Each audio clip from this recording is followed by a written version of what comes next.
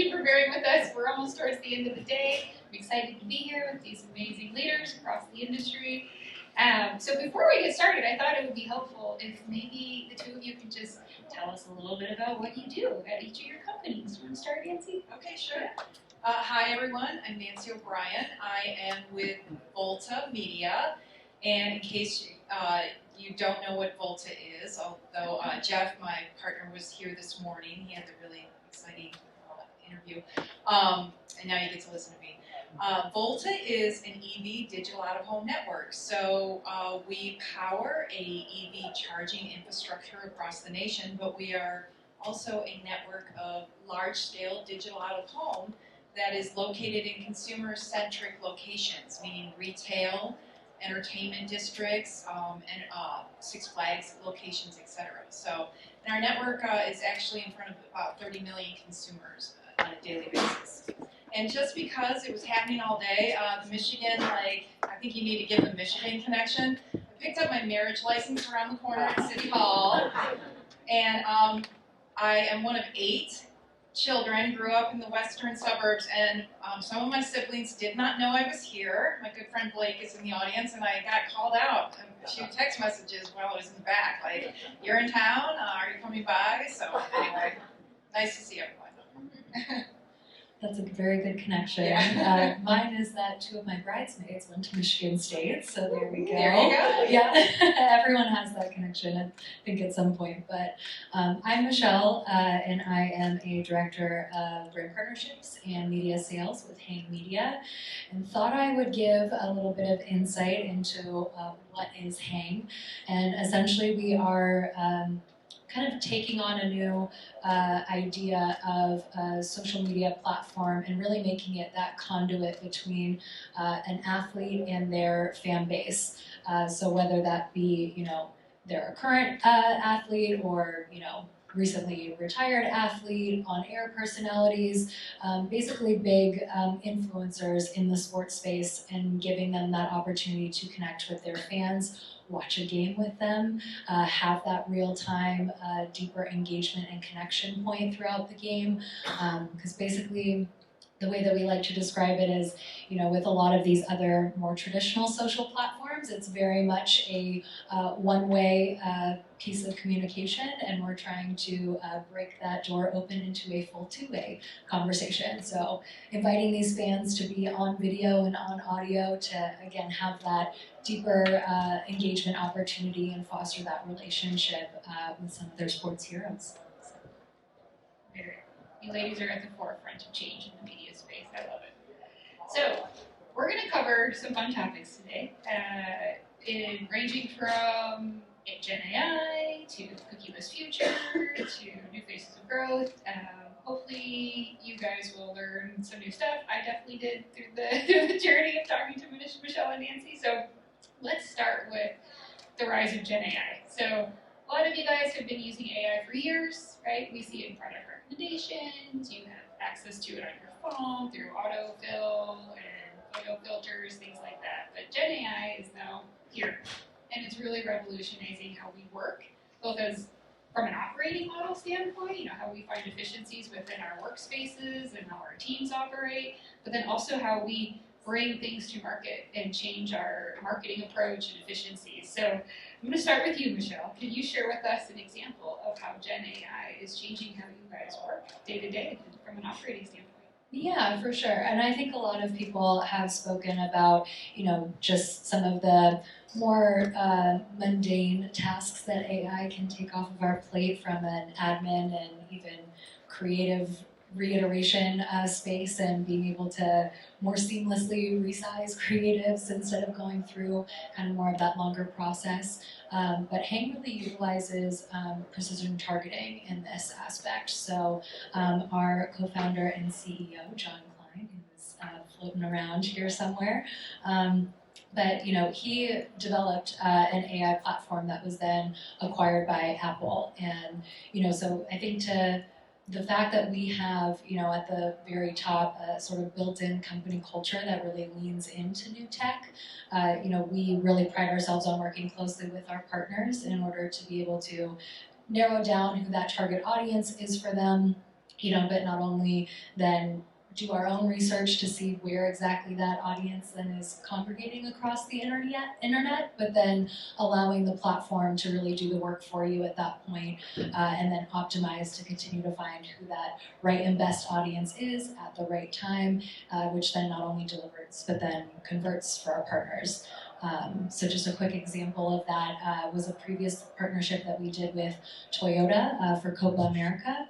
And they were essentially looking to reach Indian expats here in the US. So fairly niche target overall, and we were able to have a 90% delivery against that audience. So being able to kind of see that come full fold, I think just kind of shows, the AI continues to get smarter, and so let that continue to work harder for you, and we'll see where we end up even just 6 months from now and how that grows.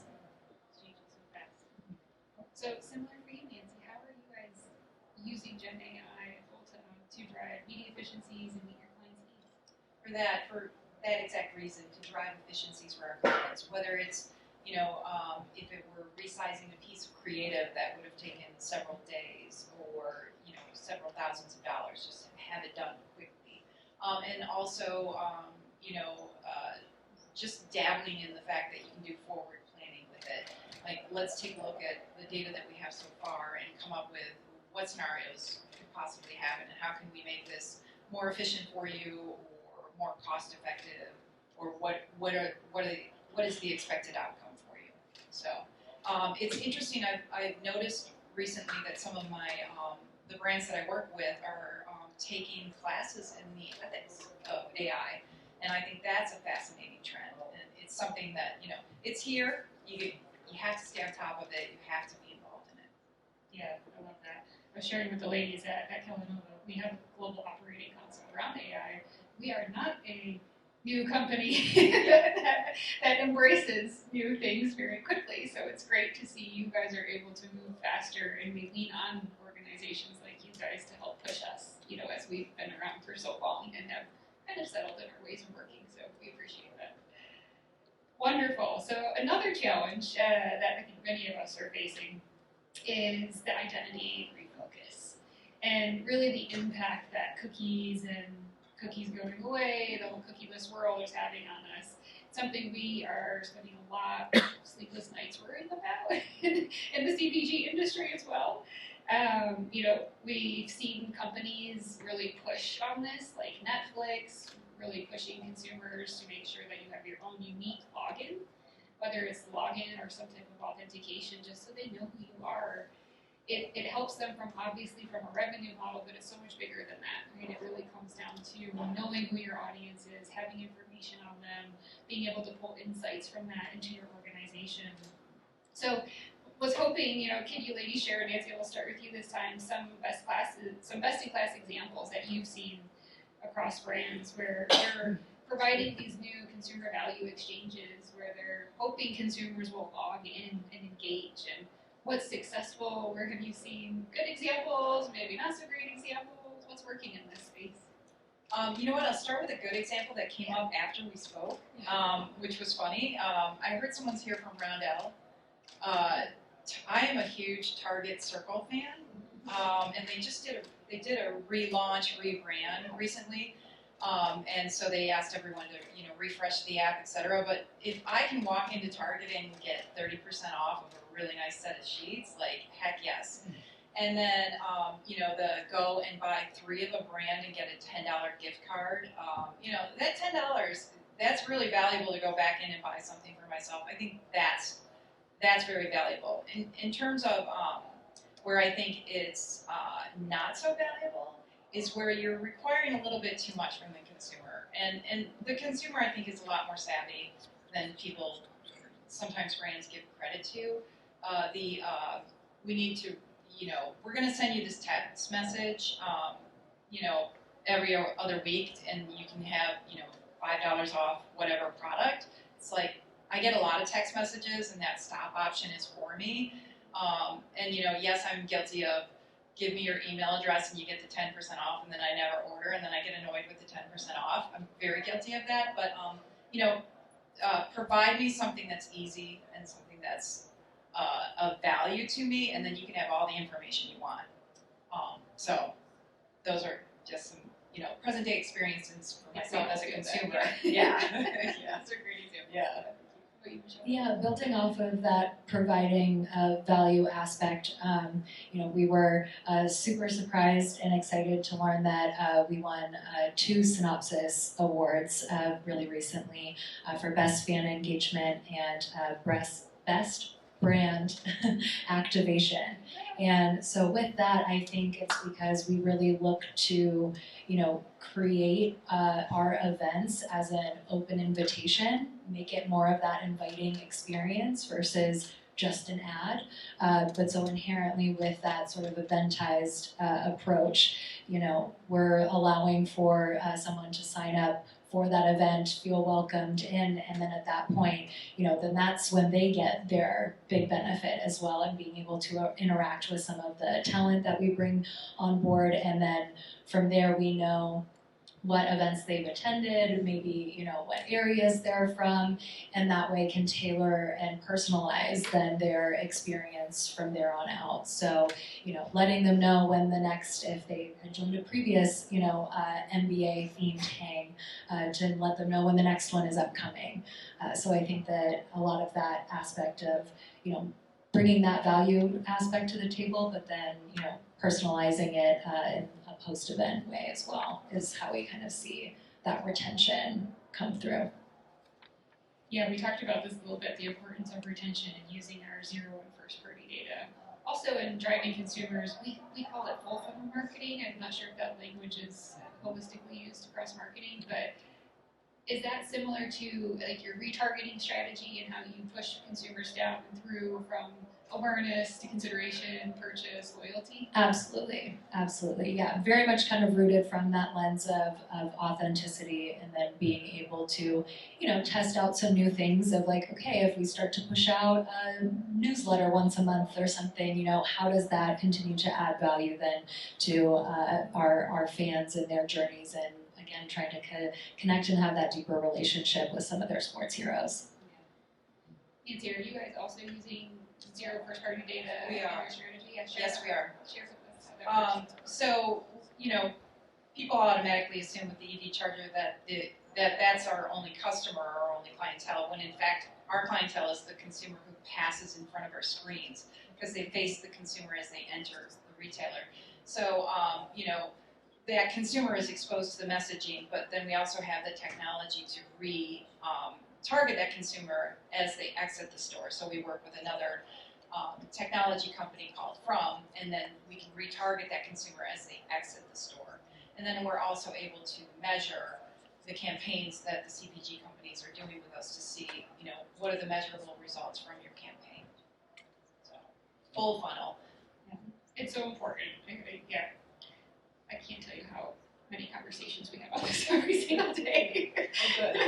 Yeah, I think we're all in the same boat, right? We're trying to figure out how do we stay connected to our consumers, how do we get the right information from them so we can create those personalized moments and keep the engagement going. So I love that. I'm going to pivot a little bit, kind of building off of it, but talking on how we develop authentic connections with diverse audiences.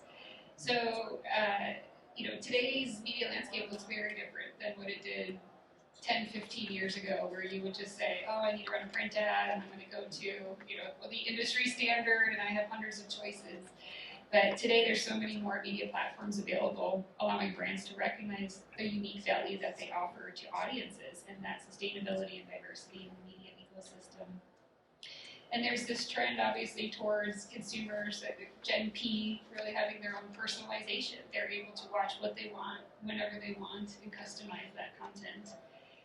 But what happens, at least within my 4 walls of Kellanova, and I think a lot of bigger companies, is we make choices based on traditional metrics. We have marketing mix analysis, and it tells us this is where you get the best ROIs, this is where the performance is going to come from, keep investing there. So I'd love to just understand, how do we start leveraging some of these more unique media platforms that are reaching diverse audiences? Can you share some examples of how you offer different moments of connectivity through your platforms and the audiences that you're reaching. And we'll start with you, Michelle. I feel like you have some good insight here. Yeah, absolutely. So I feel like a big topic that's certainly been touched on a lot throughout the day today is certainly women's sports. And, you know, we certainly saw a need in the marketplace to continue to amplify, you know, those female voices within the sports landscape. And so we were able to work with a great partner, State Farm, who came on for our WNBA draft hang just the other week. And so getting, you know, I think it's providing that event as an opportunity, which again is the invitation that opens the door to allow fans to hear from then some current WNBA players who were able to join us. Caitlin Clark's high school coach, who could give some additional insights into arguably the hottest now going to be a WNBA player in the space, but give some insight into how it was growing up for her, and you know, some additional college players who we had just seen participating in the tournament, and having fans get to ask about what that experience is like. But you know, also for those college players that joined us, have that conversation with some of the WNBA players who are on the call as well. And you know, how did you navigate that transition? And fans being able to listen into that and interact with that, I think, like I said, really opens up, you know, that door for a larger conversation and allows for the talent to build their audience as well. I think I would be remiss not to mention a recent partnership we just announced with Shannon Sharp. And so if those of you are unfamiliar with him, he's obviously a Hall of Famer and legendary sports analyst, as well as electric personality, which I think certainly coincides with the spirit of Detroit here too. But he's also an HBCU alum. And with that, we have already done some work in the HBCU space, but to be able to bring him along and, you know, the massive following that he has, not only as a personality himself, but with his shows with Club Shay Shay and Nightcap, you know, we get to bring a brand along for that more personal conversation, invite the HBCU alums and current students to a platform where they get to have an opportunity to interact with him. And then that brand also then gets to get showcased on his shows as well. So talk about a full funnel approach and opportunity there. That's great. And now you make me want to have those experiences in my media plan. So tell me a little bit about, what would you tell somebody like me of how I can change the way we think as marketers in building a framework or a strategy around allowing the opportunity to bring in some of these more smaller, unique media moments? Yeah, absolutely. And I think it was mentioned as well on a couple panels as well. There is a certain aspect of sort of believing in the power that's behind some of these big voices.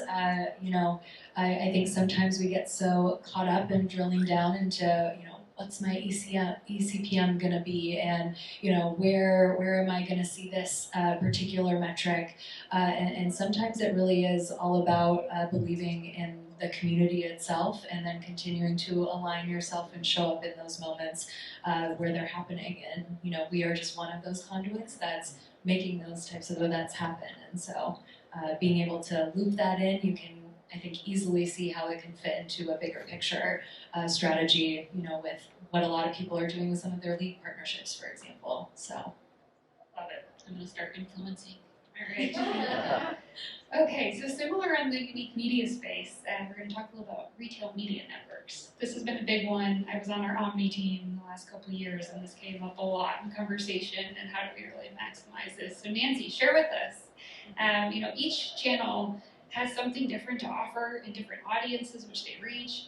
What do you think the media landscape will look like in a year from now? And how will each media channel have evolved? It's changing so fast. Well, it's hard to predict. Yeah. It's very hard to predict because it's fascinating to watch, you know, from my angle of things, because I came from that world and now see it from a landscape of being like a private media channel, a separate media channel that exists outside of a retailer. I think probably everyone in the room is pretty aware of what retail media is, but just for those of you who may not know what it is, I'll explain it. It's basically, think of it as, in terms of like broadcast, it's new media that's popping up, and it's so your favorite retailer has suddenly become a media channel. And so like your Home Depot is a media channel, and so your Home Depot and Lowe's are your home improvement channels, and then your grocery store, your Kroger is a media channel, and then your Target is a media channel, and your Walgreens and CVS are media channels. And each media channel has a different audience, the health audience, the home improvement audience, etc. So it's fascinating to watch. And just recently, I think it was Chase announced that they were becoming a retail media network. And so everyone is going after these CPG brands, with these audiences. And the in-store experience is a chance to brand. It's been interesting to watch these media channels get in front of the brands and say, I want you to invest with us. And some of these media channels, these retail media, have very big investment commitments with these brands. And these brands, it's hard because these brands have long-standing national investments that they've done for years, and now they are shifting these investments to these media networks, and it has to pay out. There has to be accountability. So it'll be interesting to watch the shift from these national investments to these retail media networks, and to see the accountabilities, whether or not it'll work. And then also to see what happens in terms of, the individual media channels like a Volta that exists outside of the store, and, how that affects it. So it's fascinating to watch and see. You'll probably walk into a store tonight and have a completely different feeling. So it's every shelf tag, everything that's on the floor, everything, like when you reach for the cheese tonight, you're gonna see a sticker on the thing and realize that's what I'm talking about. So everything's for sale, and there's a lot of noise, a lot of white noise going on in these retailers. So stay tuned. I think in a year from now, it'll be interesting to see how grocery compares to financial, to home improvement, and I think the convenience channel is something to really watch, especially for your brands, frankly. I think convenience is touched by a lot of different sectors. Me getting my coffee every single morning, and I get it at a gas station. I'm not a Starbucks person, I go to the gas station. I like my gas station coffee. But it's also the guy who's headed out for his early morning job, who's building a house next to me. He's getting the same cup of coffee that I am. So, No, that's such a great point. And you're right, we don't even think about in our day-to-day how pervasive it is and how widespread it already is reaching. So as marketers, we have to really wrap our heads around all the different ways we can bring this into our marketing strategy. On that note, how has this expansion of retail media networks changed how you guys approach things at Volta? For me, it's the conversation with the brands about how are you activating, and how can we help you activate. And I know that I have to be accountable for your activation, and let me make sure that I am accountable and that the return on your investment is there and it's measurable. So, that's important for us.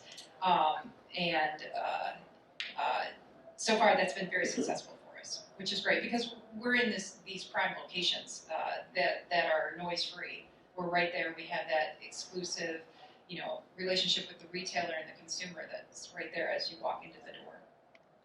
Yeah, that's great. All right, we're getting close to the end, so now we're going to do some fun questions. Okay, good. So bring out your magic 8-ball. Michelle, we'll hand it over to you. What do you think will surprise us all 1 year from now? Yeah, I think kind of going back to the first topic we were covering, with AI and the fact that it's moving so quickly, and there's certainly a priority being put on all kind of brands and companies across the world to kind of figure out what some of those legal implications are or potential ramifications could be. So I think just seeing how that continues to unfold, and for us at Hang, the cost of us to acquire a customer has gone from $34 to $2, and so if that was only in this last year, I mean, how many cents does that end up being in the following year, and then where do we go from there, and just that level of efficiency that we can get to, I feel like we almost can't even comprehend it at this point. So I think that'll be really cool to see. I think it'll be interesting to watch the jockeying for space with brands within the consumers, because there's making sure that the consumer gets what they need, but then also making sure that the brand gets what they need. So I think it'll be interesting to see, how that plays out. Oh, navel gazing. Yeah, exactly. We like to do things, but if the consumer doesn't care. Well, and if the brand decides that they want to, invest in that so that they're not at the navel, it'll be fascinating to watch. Yeah. Big changes. We try to keep that at the center of our decision making, but sometimes it's hard when it comes down to pennies, like you said. Well, and perhaps maybe it's different. Maybe we can do it at a different retailer, etc. So, different ways to test and try. Good. All right, last question. If you have one piece of advice for people like me, brands, leading marketing, trying to be at the forefront of all the constant media evolution and changes, what would it be? I have to ask that again. Okay. So much is changing. Yeah. And I can't keep up as a brand person. Right? But what advice would you give me to kind of help think through how to stay at the forefront, how to stay ahead and make good decisions? Yeah, absolutely. I mean, I think maybe this is more of a conventional type of response, but I think it's really pushing yourself to have that level of curiosity, to dig in a little bit more, to utilize the other teams that you have, your research teams, your other members of your marketing team. I think it's just making sure to create that space for ideas to continue to kind of flow in and out, and maybe it's not kind of taking something for just as its original face value. If there was even one aspect of whatever piece of information was somewhat interesting, it's kind of taking that extra step to be like, okay, what was that about that really piqued our interest? How could that fit? How could that be a benefit? And see what you can adopt from there. Love it. So curiosity to learn. Curiosity. Taking a couple extra steps maybe before figuring out if it's going to work for you or not. And always keeping the win for the consumer at the center. Is it a win? Where's the friction? Embrace the friction. So great. Yeah. Thank you, ladies. Oh, appreciate your time. We're Thank you.